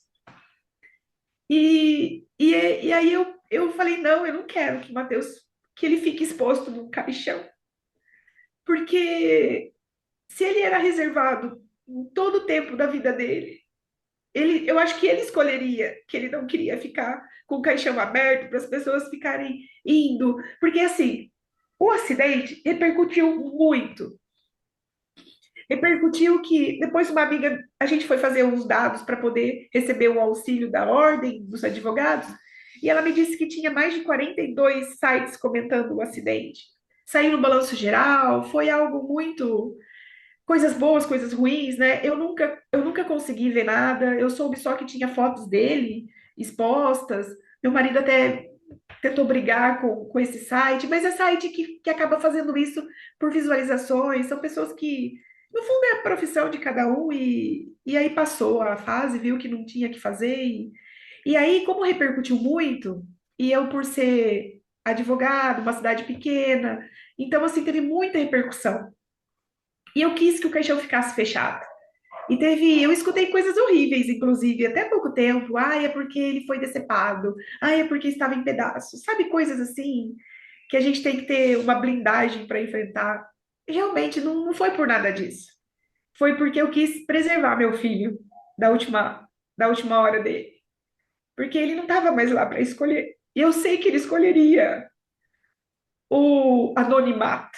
Assim era Mateus. E o que ele tinha que fazer, eu vim saber coisas que Mateus fez por amigos de faculdade. Teve um amigo de Goiás que veio para o sepultamento, um amigo querido, inclusive ele me deu uma peça de um transformador que eles fizeram em trabalho juntos. Eu até fiquei pensando, ele me deu, mas acho que tinha mais sentido para ele, porque o motorzinho tinha tanto fiozinho enrolado, e ele foi me contando quantos dias eles passaram enrolando aquele fiozinho no corredor do laboratório da faculdade. Quantas risadas, quantas coisas boas eles passaram juntos. Mas ele me deu o transformadorzinho, tá guardado. E eu fui sabendo tantas coisas que Mateus fez. Mateus escolheu pijama para um cunhado que eu nem soube. Então, assim, as atitudes de Mateus, elas eram muito modestas e no anonimato. Então, em memória a isso, eu quis o caixão fechado, porque as pessoas que tinham contato com ele tinham contato com ele, sabiam como ele estava, sabia de tudo e não iriam se importar. E aí teve aquela parte dos curiosos, né? E eu lembro também que no dia que, uma semana antes dele falecer e deles viajarem, eles vieram um tempo aqui, aí foram visitar meu cunhado, que o Matheus também tinha muita admiração por esse cunhado, por esse tio. E eles foram visitar esse tio lá na padaria, né? Que eles têm padaria aqui na cidade, meu cunhado. E ele tava com boné de aba. Aí ele falou assim: Nossa, Matheus, você fica bonito com boné de aba. Eu comprei um, mas para mim não ficou legal, não. Tem que ter estilo para usar. Eu vou te dar. E Matheus voltou, todo feliz que o tio daria um boné diferente para ele, que era de marca, e que o tio ia dar porque ficava bonito para ele, não ficou bonito para o tio. Só que ele não teve chance de receber esse boné. E aí, após o sepultamento, eu lembro que eu fui pro quarto dele e no que eu mexi assim, o meu cunhado havia colocado o boné entre as coisas dele. E eu falei, nossa, esse boné não é do Matheus? Daí eu me lembrei, falei, só pode ser. Aí eu mandei mensagem para ele, ele falou, esse boné era dele, independente de ele estar ou não, é dele. E aí eu separei algumas coisas, o boné, que é umas coisas que a gente guarda. Dizem que a camiseta também, se a gente amassar bem amassadinho num saco, fica com o cheiro da pessoa. Eu guardei uma camiseta assim. E depois, na hora que a gente tinha sepultado o Matheus, estava chovendo. E quando eu casei também estava chovendo. E sepultou, ninguém mais ia embora do cemitério. Ficou aquela multidão, aquele monte de amigos, a chuva caindo e as pessoas não iam embora. Era como se ninguém aceitasse despedir dele, ou ao mesmo tempo era uma paz que reinava. Não dava explicação, sabe? E no final, quando eu voltei para o carro, eu encontrei a moça que Matheus estava saindo com ela, que ele estava namorando praticamente, porque ele disse que tinha pedido ela até em casamento. Ela foi cheia de máscara, mas ela foi só porque ela também ela estava com Covid também. Os três, daí ele passou pro pai, estavam com Covid. E aí, por ela estar com Covid, ela não foi na cerimônia. E ela foi depois. Daí a gente conheceu, eu abracei, eu vi que ela era mais currupirinha do que eu, currupira o bichinho vermelho, né? E que ela era uma doce menina. E eu mantive contato com ela. Ela veio na minha casa na quarta-feira, após o sepultamento no domingo, ela sarou do Covid e na quarta ela veio me conhecer. Aí ela me conheceu, conheceu a casa do Matheus, conheceu as coisas do Matheus, e eu conheci a mãe dela. Gente, que família maravilhosa. Aí vem um pouco a tristeza, né? Porque meu filho não viveu para desfrutar uma vida ao lado dessa família tão boa, dessa menina tão amável, trabalhadeira, esforçada, estudiosa. E eu desejo assim que ela seja muito, muito feliz, sabe? E ao mesmo tempo eu pensava, o porquê essa menina vir na vida dele para sofrer? Porque ela sofreu muito. Eles viveram 15 dias intensivamente. Eles foram apaixonados nesses 15 dias. E aí eu fico pensando, nossa, mas coitada, por que que ela veio passar por isso, né?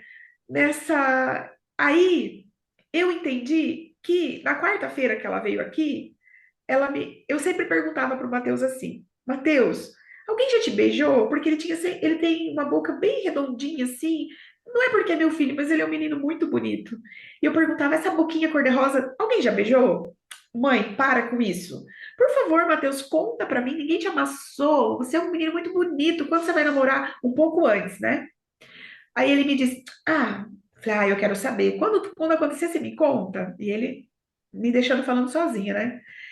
E ela veio na quarta-feira e ela me disse: Dona Jerusa, eu amassei tanto o seu filho, eu mordi tanto o rostinho dele, porque ele era muito, muito lindo. Aí eu comecei a chorar, né? Aí ela falou: Não, não, não, ele deixou, não se preocupe. Aí eu falei: Não é isso. É que até isso Deus cuidou dos detalhes para contar do meu coração que meu filho foi amado e que ele não podia estar na melhor fase da vida dele para ele partir. Ele partiu apaixonado, tanto pela vida profissional como pela vida afetiva, realizado, orgulhosos dos pais, pleno. E aí eu falei, nossa, e coitadinha dela, veio se envolver só para agradar meu coração, mas não, foi um processo que ela passou, eu acredito que também é válido para ela, tinha que ser. E depois nós descobrimos que ele era amigo do irmão dela e que os dois não se conheciam, foram conhecer um pouco antes, né, do ano novo, pelo Tinder, e ela morava tão pertinho da minha casa. E ele já havia visto ela na faculdade, mas só de costa, com aquele cabelo lindo, vermelho, brilhante. E assim, Mateus, ele fez a história dele nessa vida, deixou só coisas boas, que são memórias lindas que o que me fazem seguir todos os dias é o sorriso dele, a esperança, a vida, a leveza, a ingenuidade. E o meu marido, ele também, agora ele não consegue mais retomar a aviação, já nesses 3 anos ele não consegue nem ser vendedor que envolva aeronaves ou que envolva a parte de visitação de clientes para contratação de pulverização, né?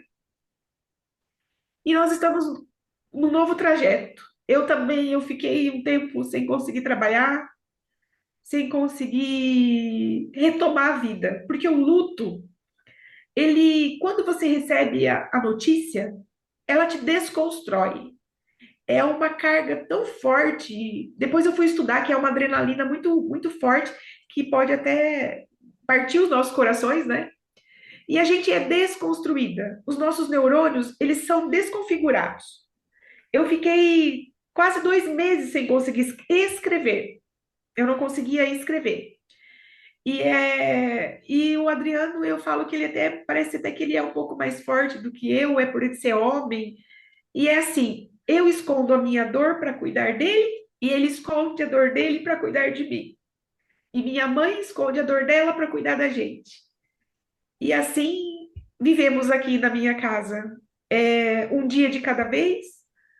Agora, eu até penso assim, que o luto, dizem que tem as fases do luto, né? Eu sou contra, eu não acredito que há fases no luto. Eu acredito que o luto ele é eterno e que ele é vivido pela intensidade do amor que a pessoa viveu e que para ela tem a experiência dela, mas que a minha experiência não vai servir para outra mãezinha e nem para outro pai, para nada. O que eu posso dizer é contar como tem sido a minha experiência, mas o que eu ouvi muito foi: o tempo vai ajudar. Com o tempo, melhora. Com o tempo, cura. O tempo vai virar uma saudade boa. O tempo isso, o tempo aquilo. E aí eu vim a entender e eu fiquei esperando. Fez 1 ano, fez 2 anos, vai vir 3 anos. Aí eu decidi que 2025 seria um ano diferente para mim. Só que começou janeiro, não mudou nada, Milena. Não mudou nada. Saudade, a dor, a vontade de não viver, elas continuam. Aí, junho, eu faço aniversário dia 5 e Mateus dia 26 de junho. Esse junho foi o pior ano da minha vida. Foi o pior aniversário. Não foi o primeiro também é, mas pode piorar, no meu caso.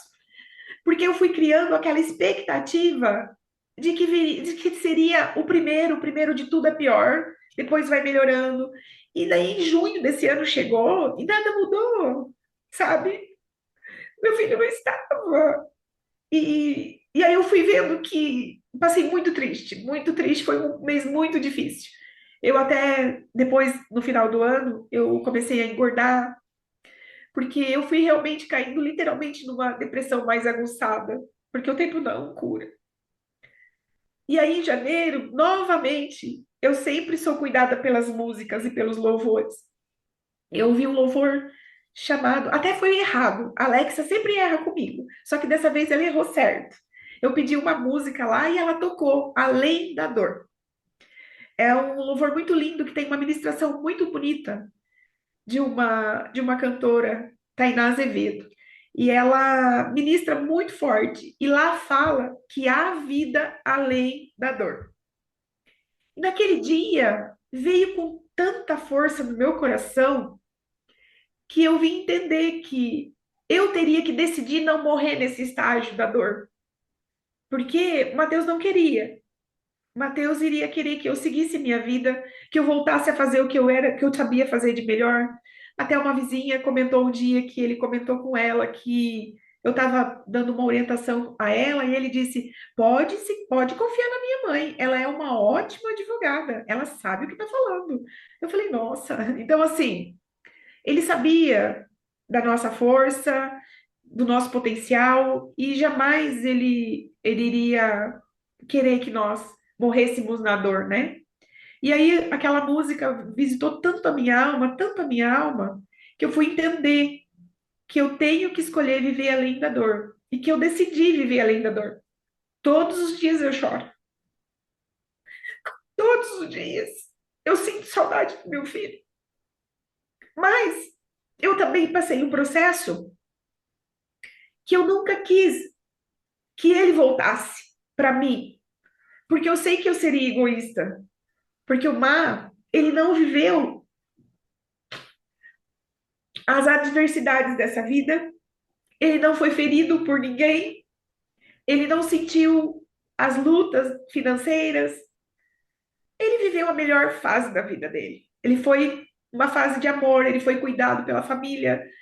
E eu sei que ele está nos braços do Pai, que há vida além da morte, que ele descansa. Porque o Senhor Jesus disse na palavra dele para o ladrão daquela cruz: ainda hoje tu estarás comigo no paraíso.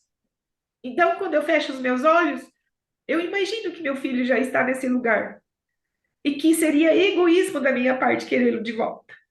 E nem queria ele amputado, numa cama, vegetando, porque ele era vida. Então eu aceito e eu sei que tinha que ser assim, e que é assim, e que agora cabe a mim seguir. E aí, depois desse mês de junho, que eu decidi, eu também fui num chá de mulheres, que a palavra foi essa, sobre a nossa escolha, e que vai depender de mim, da minha ação. Porque o cuidado de Deus, o cuidado das pessoas, ele vem. Só que nós temos que ter o agir. Se nós não tivermos o agir, nada acontece. E que o agir depende de mim, sabe? E daí, de repente, nesse meio tempo, no mês de julho, as coisas começaram a ter um novo propósito na minha vida. Eu consegui começar a fazer psicanálise em maio, fiz um curso que eu queria sobre palestrante, oratória, sobre melhorar como profissional e sobre voltar a trabalhar com os meus planos. E aí eu vi que tenho que fazer isso pelo legado do Mateus. Aí, nesse meio tempo, uma amiga também me convidou para uma entrevista, você me convidou em seguida. Então, assim, foram coisas que me mostrando que, por meio da minha vida, de eu seguir, eu também vou levar Mateus vivo. E que ele nunca vai deixar de existir, sabe? E é assim que eu tenho feito, Milena. É assim que meu marido tem feito. Ele tem procurado ajudar pessoas. Ele ele tem procurado cuidar de pessoas. Aconteceu um caso aqui também, bem triste. Acho que foi ano passado, que um pai também atropelou sua filha com um caminhão, uma menina já mocinha. E ele foi visitar esse pai. Nós conhecemos um outro casal também, que o filho faleceu em abril. E nós fomos visitar. E nós fomos dizer: ei, nós estamos passando por essa dor. Só que eu também jamais vou falar para as pessoas que o tempo vai curar. Eu jamais vou querer dar dicas de nada para ninguém, porque a dor dela vai ser única, ela vai ter que passar e ter as experiências dela. Então, o que eu posso contar é que para mim está sendo dessa forma, mas para você, você vai descobrir na sua jornada. É isso assim que eu acho que a vivência do luto e que nós, como pessoas, nós deveríamos pensar mais nisso e falar menos, talvez, acolher mais, porque a gente acolhe com o olhar, a gente acolhe com um simples aperto de mão, e às vezes as palavras acabam sendo desnecessárias e só machucam. Porque o costume das pessoas é dizerem: ah, ele está melhor do que a gente. A mãe sabe, mas ela não quer, ela sabe. E você dizer que ele está melhor do que nós e não dizer, eu acho que é melhor, porque eu até já escutei uma mãe falando que quando ela ouviu isso, ela disse: então tudo bem, devolve o seu filho lá e manda o meu voltar. Daí você vai dizer se realmente ele está melhor com Deus do que com a gente, né? Então, assim, parece que meu marido fala: ah, eu não importo, eu escuto e não tô nem aí, para mim não afeta. Eu acho que mulher já é mais sensível, mulher já. Talvez seja por isso eu digo, cada pessoa ela sente de uma forma. Tá, a minha tia, ela teve um acidente lá com a cachorra dela, onde a cachorra dela foi machucada, machucou na cerca, na chácara, ficou um buraco muito grande, e ela ficou muito tempo cuidando daquela cachorra. E quando ela disse aquilo para mim, a gente se comoveu, nossa, a judiação, que cuidado. Só que na minha cabeça, eu esqueci todo o trabalho que ela estava tendo durante meses com a cachorra, entendeu? Porque aquele machucado era grande, até aquele machucado diminuir. Para mim, eu esqueci. Por quê? Porque a minha vida voltou na minha rotina. Mas a da minha tia não. Ela estava com a cachorra. Aí, passado uns 3 meses, ela mandou foto. Olha que bonitinho, o machucado da Samar já diminuiu. Aquilo me pegou tão. Mas, sabe, me doeu. Falou, tá vendo? Por quê? Porque a sua vida voltou ao normal, na sua rotina. Mas a dela não. Ela estava cuidando da cachorra todos esses meses. E ela estava com a ferida dela aberta. E aí eu consegui entender e respeitar também as outras pessoas. Porque elas seguem a vida no ritmo delas. Porque a mesa, o lugar que está faltando, é na sua mesa. A falta quando você vai comprar uma coisa para comer, é você que não tem mais para quem levar para casa. Porque aquelas pessoas continuam com o ciclo dela. Então é normal, a dor ela é sua. E não adianta você querer que os outros entendam o tamanho da sua dor. Porque no começo, eu, como fui uma mãe que sempre comprava uma coisinha, levava um docinho, uma bolacha diferente, até Matheus chegou um dia e falou: Mãe, agora chega de pulseira, que eu não tenho mais braço para usar pulseira, não precisa mais trazer presentinho para pôr na mesa, porque não cabe mais nada na minha mesa. E assim foi. Por quê? Porque era o meu jeito. Ele já havia partido. Eu fui uma determinada loja e eu vi umas balinhas diferentes. E eu comprei. Eu cheguei no carro, eu fui lembrar que eu não tinha mais o Matheus. Porque a gente fica naquele automático, achando que no fundo você não. É difícil, você vai acabar demorando para cair sua ficha, sabe? Que realmente você não precisa mais. Meu marido sofreu muito para ir no mercado, porque a conta do mercado diminuiu, o frango, tantos de frango não comprava mais, a conta de energia diminuiu, e a gente chorava, porque porque era uma pessoa a menos, né? Quando a gente vai ter algum almoço, eu não consegui mais fazer um certo determinada comida, que é a parmegiana que ele gostava. Eu não sei se um dia eu vou voltar a conseguir fazer. Então, assim, a vida da gente, ela muda muito, sabe? Você não é mais a mesma pessoa.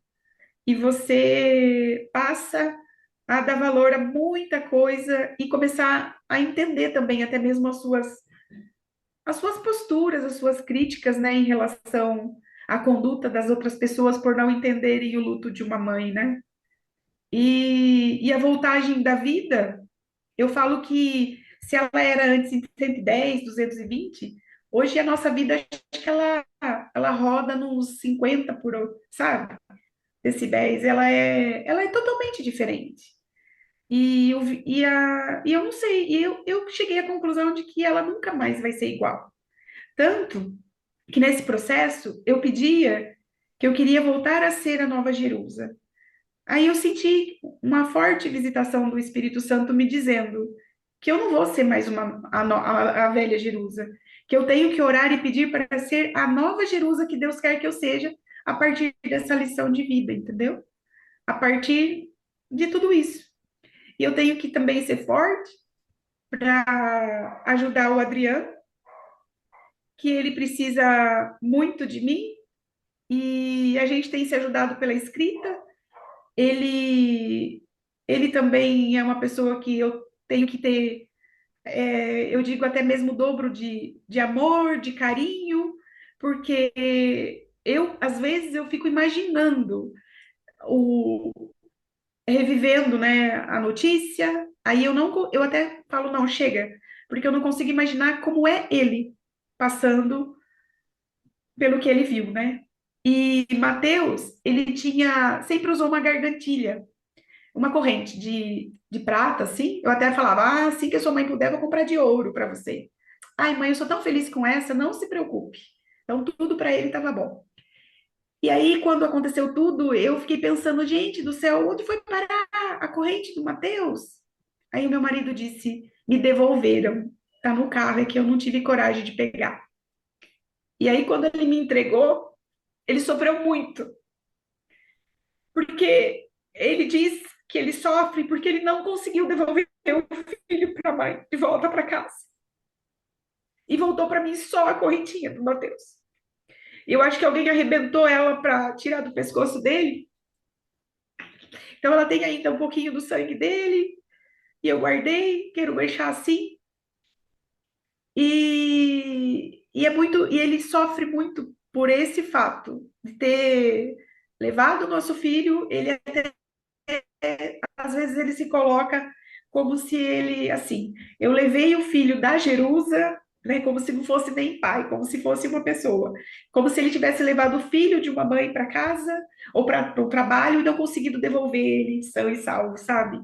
Então, e eu digo para ele que isso não coube a ele, né? Não cabe a nós todo zelo, nós acharmos que com todo zelo, com todo cuidado, nós sempre faremos e daremos o melhor para os filhos e para os nossos entes queridos, não é verdade? E assim tem sido a nossa luta, sabe? Ele também aprendendo a cuidar de pessoas, a levar a nossa experiência para outras pessoas, a tentar enxergar o brilho do sol de forma diferente, mas saber que o sol ainda continua a brilhar. E eu decidi que eu vou viver o meu legado, o que eu tiver que viver, escolhendo todos os dias sobreviver além da dor, só por hoje, Jerusa, só por hoje. até vou recapitular um pouco de tudo, né? Mas antes, eu assisto um pouco depois as entrevistas que eu gravo, assisto no YouTube e vejo os comentários das pessoas. E muitas pessoas colocam: Ah, mas vocês não fez essa entrevista, essa pergunta que caberia. Jornalisticamente, né, caberiam várias perguntas, inclusive, por que que a empresa não deixou eles em casa com Covid? Mas jornalisticamente também, eu acho que no jornalismo, acho que a maior qualidade é a escuta e o olhar atento. Eu converso aqui com uma mãe e a história de luto.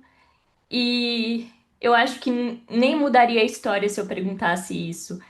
Então, aqui com a Jerusa, eu lembro dela com o filho dela, e eu escuto uma mãe, que, claro, ainda tá na dor, mas tem um amor pelo filho que transborda, porque ele ainda tá presente nela.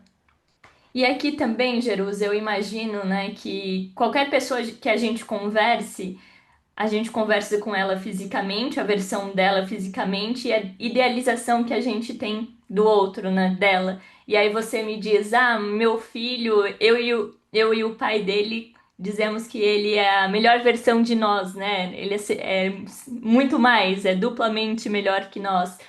Porque essa versão que vocês viam dele é a soma de vocês dois, porque o Matheus, ele é tudo isso que ele amoroso, estudioso, preocupado com a família, caseiro, porque ele é a soma de vocês dois, é a soma da Jerusa, é a soma do Adriano juntos.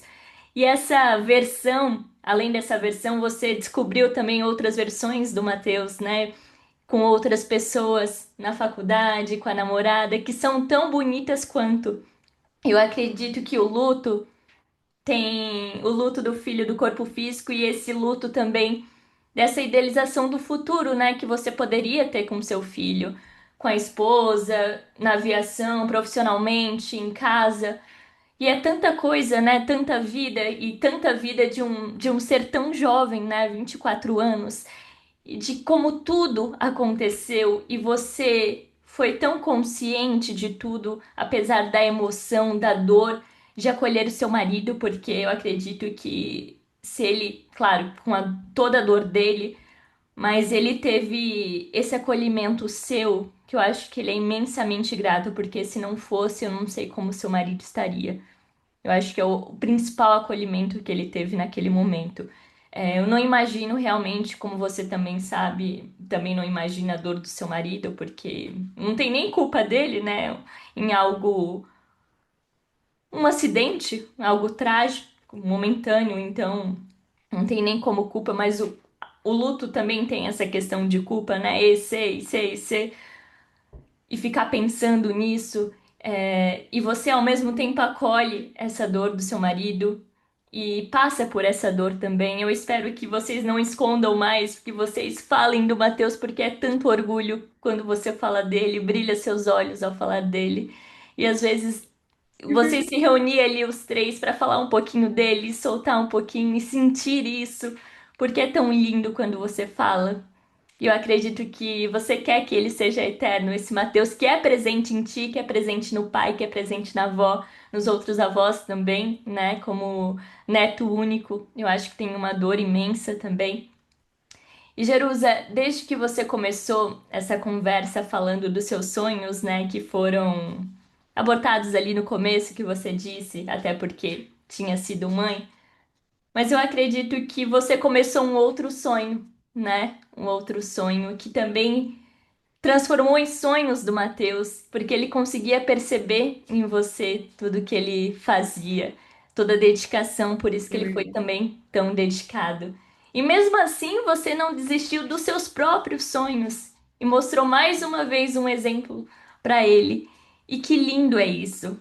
Eu quero te parabenizar pela sua conquista, porque muita gente vem nas redes sociais dizer: eu vou ser do lar, né?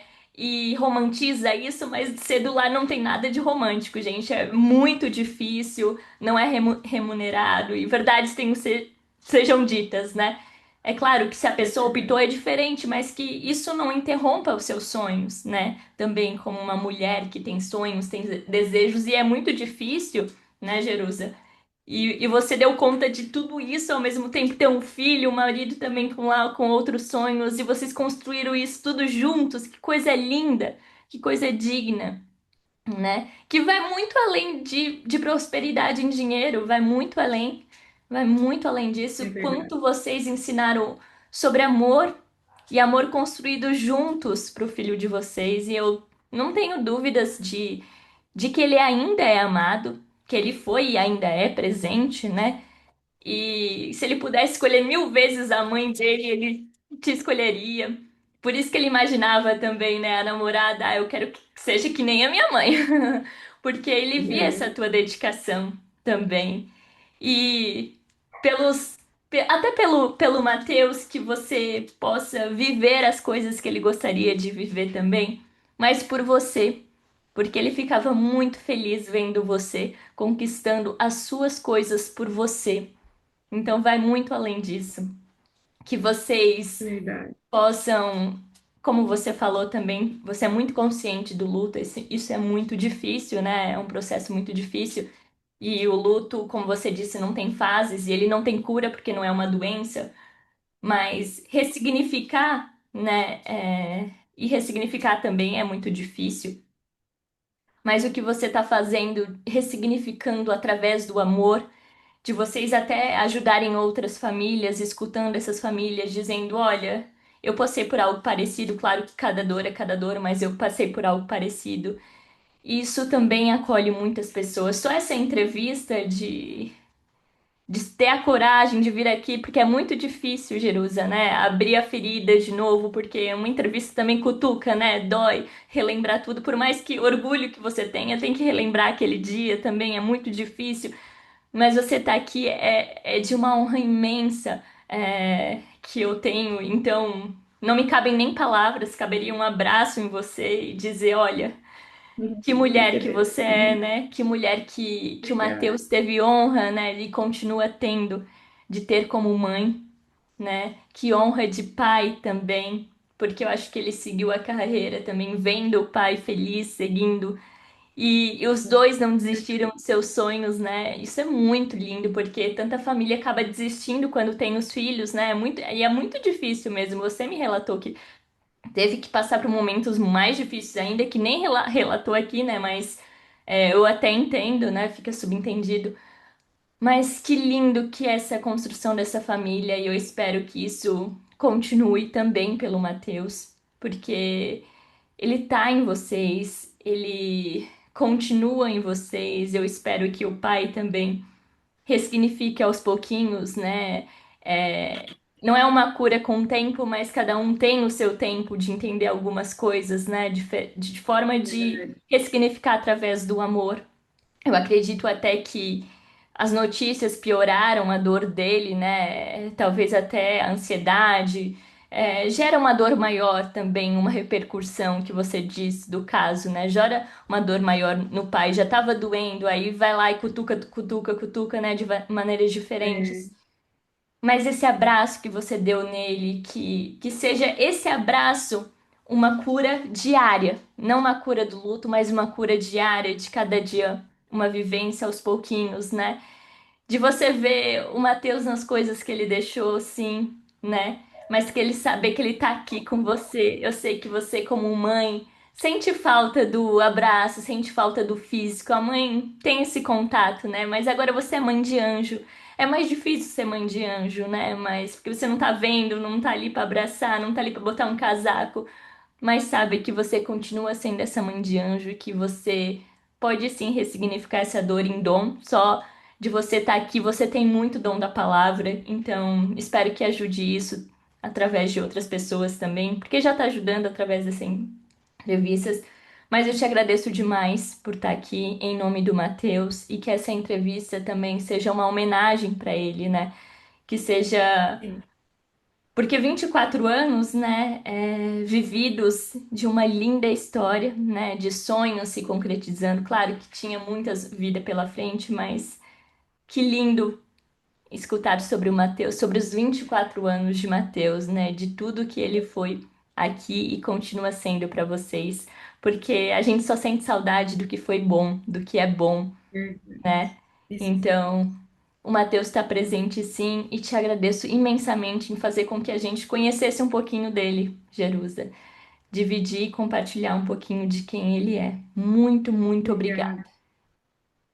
Obrigada. Eu que agradeço, né, essa oportunidade de conseguir falar e é bem como você disse, né? Em tudo que a gente faz, as pessoas elas têm o direito de comentar, de dizer, e muitas vezes eu acho que eu sou um pouco mais séria e mais, como que eu falo, mais talvez mais racional em relação a talvez que nem você disse as perguntas do porquê, né? Não eu continuo trabalhando, mas eu chego à conclusão que a gente pode procurar e querer respostas e culpar terceiros e colocar tantas outras perguntas para serem respondidas, mas elas ficam no mistério de que nós não temos o poder de nada. E que achar, às vezes, culpados e buracos nada vai trazer Mateus de volta. E eu acho que é mais simples mesmo a gente continuar seguindo de uma forma mais realista com o que a gente tem e espalhando e falando coisas boas em vez de coisas que não vão ligar a lugar algum, né? E falar do Mateus é como você disse, é uma honra. E eu acredito que em si a tragédia talvez venha por isso, para ensinar, porque quantas outras pessoas que eu também assisto no seu canal e quantas outras pessoas passam por tantas e tantas dores que nós achamos que a nossa é tamanha e que de repente você fala, não, eu não daria conta de estar no lugar daquela e daquela. E assim vai indo. E você abre o espaço para que a gente tenha voz e que a gente compartilhe as nossas dores e que outras compartilhando a gente vai se reunindo e vendo que nós temos tanta força que a gente já não imagina. E a gente só vai imaginando pelos obstáculos que a vida vai colocando, né? Um passinho de cada vez. E eu quero agradecer mesmo a oportunidade por poder falar de Mateus, levar, né? Eu sinto, a hora que eu falo Mateus, parece que eu sinto sempre aquele sorriso, aqueles olhos, e dizendo, mãe, ô mãe, não sei o quê, se veja isso, mãe. Então, é assim, você me deu a oportunidade de reviver não que eu não reviva, mas ainda mais o meu menino. Muito obrigada, tá? Reviva sempre que puder. Não, não esconda sentir isso. E viva vocês três também. E muito, muito obrigada.